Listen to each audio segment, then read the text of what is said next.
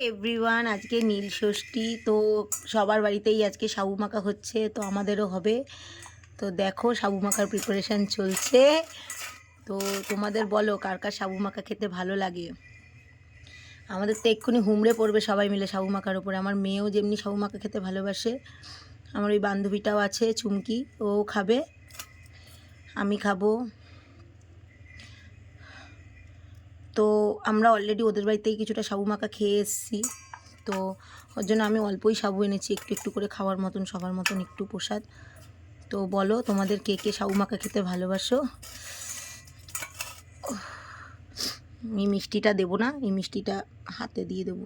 আর এই যে দুধ, চলো সাবু মাখিয়ে নিই, তারপর দেখাচ্ছি তোমাদের।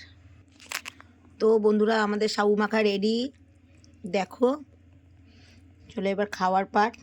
ওরা আসছে ওই বাড়ির থেকে, তারপর ওদের দেবো অল্প অল্প করে সবাইকে বাটি বাটিতে।